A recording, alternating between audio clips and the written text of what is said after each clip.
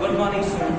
आज मैं आपको एक्सरसाइज 6D में संख्याओं को भाग कैसे दिया जाता है ये मैं समझाऊंगा। मैंने आपको गुणा करना समझाया था। गुणा करने में मैंने आपको एक चीज बताई थी कि अगर आधार समान हो, गुणे का निशान लगा हो तो घात आपस में जुड़ जाते हैं। इस पे आपको याद रखना है कि अगर आधार समान हो, भाग हो रहा हो तो घातें आपस में घट जाती हैं।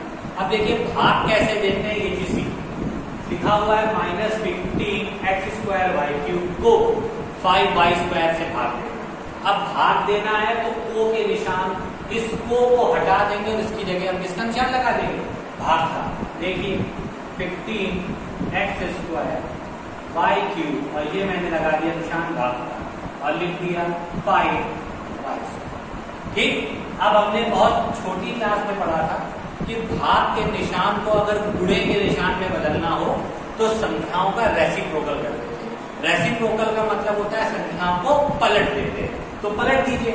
अब आप बोलेंगे सर कौन सी संख्या पढ़ने, किसको किसको? अच्छा याद रखिए जो छोटा होता है वही सेक्रीफाइस करता है।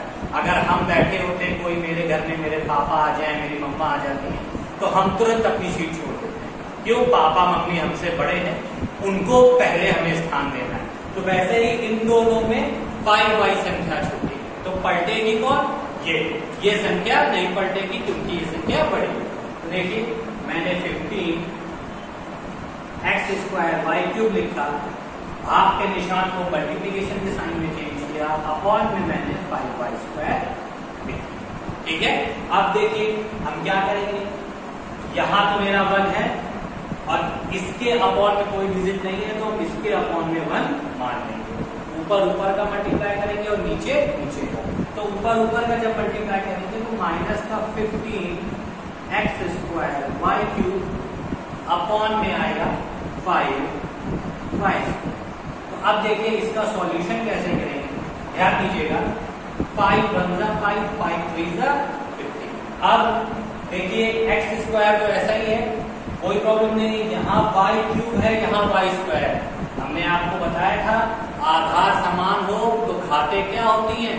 घट जाती है। पर कंडीशन क्या है? भाग होना चाहिए। देखिए यहाँ ये इस y और इस y का आपस में क्या हो रहा है? भाग। तो घात घट जाएगी तो हम इसमें क्या लिख देंगे? 3x² y³ 2। अब इसको एक से लिखेंगे तो क्या आ जाएगा? 3x² y। ये आपका क्या हो गया बेटा? ठीक है। मैंने क्या किया, इन दोनों का आपस में भाग हो रहा था, संख्या बटे में थी तो घात मैंने घटा दी, 3 - 2 कर दिया। 3 में से 2 घटाया 1 बचा तो 3x² y और भी किसका? माइनस का, क्योंकि ये संख्या पहले से किसकी थी? माइनस की। तो पहला क्वेश्चन आपका पूरा कंप्लीट हो गया। अब इसी क्वेश्चन को मैं टाइप 2 से बताने जा रहा हूं, तो उस टाइप से आपको अगर समझ में आ जाए तो उस टाइप से फॉलो करिएगा। देखिए दूसरा क्वेश्चन, 18x³ y² z को का मतलब वही डिवाइड 6y² z। देखिए इसमें भी 18 बड़ा है, 6 छोटा है, तो रेसिप्रोकल किसका होगा? 6 का। तो -18x³ y² z into 1/6 y² z। देखिए टाइप 2 में हम क्या करते हैं, इसका एक और तरीका होता है। टाइप 2 देखिए, -18 मैंने ऐसे ही लिखा इंटू x³ है, इसका मतलब x को हम कितनी बार लिख सकते हैं? 3 बार। ये मैंने x इंटू x लिख दिया। y² है, इसका मतलब y को हम 2 बार लिख सकते हैं, 2 बार लिख दिया। z एक बार लिखा है, इसलिए z एक बार लिखेंगे। मल्टीप्लाई 1 अपॉन में देखिए 6 हम ऐसे ही लिखेंगे, 6 हमने ऐसे ही लिखा और 6 मैंने ऐसे ही लिखा। y² था तो y इंटू y कर दिया और z² था तो z इंटू z कर दिया। ये हमारा टाइप 2 है। डिजिट को क्या कर देना? एक्सपेंड कर देना। मैंने एक्सपेंड कर दिया। अब देखिए y से ये y कट, ये वाले y से ये वाला y कट, इस वाले z से ये वाला z कट। ये डिजिट हमारी क्या हो गई, कट हो गई। अब 6 1 जा 6, 1 ऊपर लिखे अदरवाइज नीचे लिख दीजिए, 6 1 जा 6, 6 3 जा 18, तो ये आ गया। तो डिजिट देखिए मेरी क्या बची, -3 x 1 2 3, x 3 टाइम्स लिखा था इसलिए x की पावर 3, y कैंसिल आउट हो चुका है, z भी मेरा कैंसिल हो चुका है, इनटू 1 बचा है ऊपर, और नीचे हमारी डिजिट देखिए z एक बार कट हो चुका है बट एक z बचा हुआ है, तो उसको मैंने अपॉन में लिख दिया। अब इक्वल टू करके इसका आंसर क्या आएगा मेरा, -3x³ अपॉन z। ये हमारा हो गया स्टूडेंट आंसर। तो बच्चों आपने दो तरीके से इस क्वेश्चन को देखा। एक था आप अगर बेस इक्वल हो पावर डिवाइड कर सकते हैं डायरेक्टली 3 - 2 करके, अदरवाइज पावर को एक्सपेंड कर सकते हैं। बट मेरी पर्सनल रिकमेंडेशन आपके लिए है कि इस प्रोसेस पे फोकस करें, क्योंकि यहाँ तो पावर 3 थी तो आपने 3 बार लिख दिया, अगर यहीं पे पावर 10 बार होती तो क्या 10 बार लिखते, तो डिजिट बड़ी हो जाती, आपको सॉल्यूशन में प्रॉब्लम होती। तो बेस्ट तरीका क्या होता है कि हम याद रखें बेस इक्वल है तो पावर क्या हो जाती है, सबट्रैक्ट। जैसे यहाँ पे y² था, यहाँ पे y² था, तो आपको ये पता था दोनों के बेस इक्वल है, तो y² - y² क्या हो जाता, y की पावर 0, और y की पावर 0 की वैल्यू क्या लिखते थे हम 1। तो मेरा इतना बड़ा प्रोसेस नहीं होता।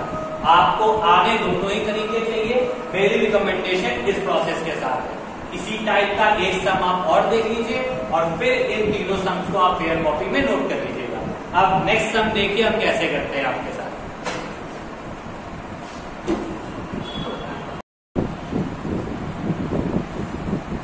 देखिए स्टूडेंट्स नेक्स्ट सम है 32 a³ b² c 10 ab³ c² 24 a² c को 4a² bc में डिवाइड करना। सम बहुत बड़ा लग रहा है, आपको लग रहा होगा बहुत टफ है, तो ऐसा कुछ नहीं। देखिए क्या करते हैं हम, सबसे पहले सम को as it is note down कर लें, a³ b² c minus 10 ab³ c² plus 24 a² c। को का मतलब इसमें डिवाइड है क्योंकि हमको डिवाइड करना है, 4a²। ठीक है, आप डिवाइड को मल्टीप्लीकेशन में चेंज कर लेंगे, ऐसे ही होगा 32 a³ b² c minus 10 ab³ c² plus 24 a² c into 1/4 a² b। ठीक है, ये मैंने कर लिया स्टूडेंट, ये हर सम में करते आ रहे हैं तो वैसा ही किया। अब हम क्या करेंगे, इस 4a² bc को एक बार इस डिजिट से डिवाइड करेंगे, एक बार इस डिजिट से डिवाइड करेंगे, और थर्ड टाइम में हम इस डिजिट से डिवाइड करेंगे। ऐसा क्यों करेंगे, हमेशा याद रखिएगा कि जब संख्याएं गुणे में होती है या भाग में होती हैं तो एक संख्या कंसीडर की जाती है, पर जब संख्याएं प्लस या माइनस में होती हैं तो अलग अलग पदों में कंसीडर की जाती हैं। जैसे इसमें 1 2 3 पद है, क्योंकि इसमें बीच में माइनस और यहाँ पे प्लस लगा है। अगर ये माइनस प्लस ना लग के गुणा लगा होता तो ये सारे एक पद में ही कंसीडर किए जाते, यानी एक पद ही समझे जाते।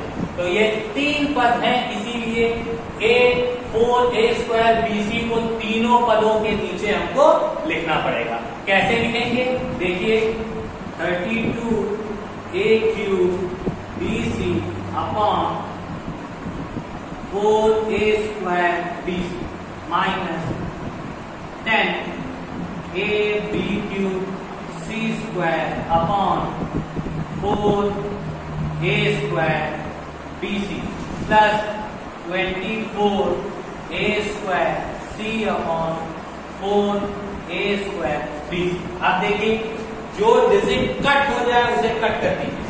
देखिए 4 1 जा 4, 4 8 जा 32।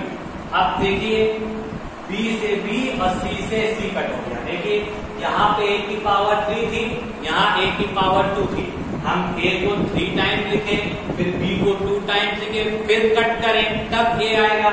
या हम डायरेक्टली क्या देख लें, a क्यूब a स्क्वायर दोनों अपॉन में है, बेस इक्वल है तो पावर सब्ट्रैक्ट हो जाएंगी, तो डायरेक्टली 8a आ जाएगा हमारा। ठीक है, अब वैसा ही काम इसके साथ करें। देखिए b यहाँ पे 2 2 4 2 5 10, अब यहाँ पे a है, नीचे a स्क्वायर है, फिर से डिवाइड हो रहा है, पावर आपस में क्या हो जाएगी, सब्ट्रैक्ट हो जाएंगी, और वही काम b के साथ होगा और वही चीज c के साथ होगी। तो इसके लिए हम क्या करें, 5/2 एज इट इज लिखा है इसने, और सबसे पहले हम a और a को सब्ट्रैक्ट करेंगे, तो वैल्यू हमारी नीचे a आएगी। क्यों, नीचे बड़ी संख्या है, ऊपर वाली संख्या को नीचे लाना पड़ेगा। इस वाले क्वेश्चन में बड़ी संख्या ऊपर है, तो b को ऊपर ले जाना पड़ेगा, तो सब्ट्रैक्ट होगी, तो b की पावर 2 और c अकेला बचेगा। क्यों, यहाँ c की पावर 2 है, यहाँ केवल c है, तो केवल c बचेगा, जो कि पावर आपस में सब्ट्रैक्ट हो जाएगी। अब 4 1 4 4 6 24, तो ये मेरा प्लस का 6 आ गया, a स्क्वायर से a स्क्वायर कट, c से c कट, तो अपॉन में b। ये आपका कंप्लीट हो गया आंसर। इसको आप चाहें तो एक्सपेंड करके भी कर सकते थे। एक्सपेंड करके करने के लिए आपको सारी डिजिट को दूर दूर मल्टीप्लिकेशन में लिखना पड़ता। लिखने के बाद मैं एक करके दिखा दे रहा हूं, जैसे लिखा हुआ था 10 a b cube c square upon 4 a square b c। अगर इसको एक्सपेंड करना पड़ता तो आप लोग ऐसे एक्सपेंड करते, a into b into b into b into c upon 4 into a into a into b into c। देखिए a से a कट और b से b कट, c से हमारा c हो गया कट, तो मेरे और 2 2 4 2 5 10, तो बचता क्या हमारा 5/2। b यहाँ कितनी बार लिखा हुआ है, 2 बार, तो b स्क्वायर आ जाता, c 1 टाइम है तो c आ जाता, नीचे मेरा a बचा है तो a आ जाता। तो पूरा डिजिट का सॉल्यूशन मेरा ये आ जाता, जो कि मैंने डायरेक्ट यहाँ पे लिख रखा है। तो आप चाहें तो डिजिट को एक्सपेंड करके कट करके भी आंसर निकाल सकते हैं, या बेस इक्वल वाले फॉर्मूले के थ्रू भी आंसर इसको निकाल सकते हैं। आप लोग, फिर मैं आपसे बोलूंगा कि आप लोग बेस वाले फॉर्मूले में ज्यादा ध्यान दें और उसी तरीके से उसको सॉल्व करें। ओके स्टूडेंट्स, अब इस सम्स को अपनी फेयर कॉपी में नोट करिए, और कुछ भी नहीं समझ में आए तो हमसे मैसेज या कॉल के through. Thank you and have a nice day.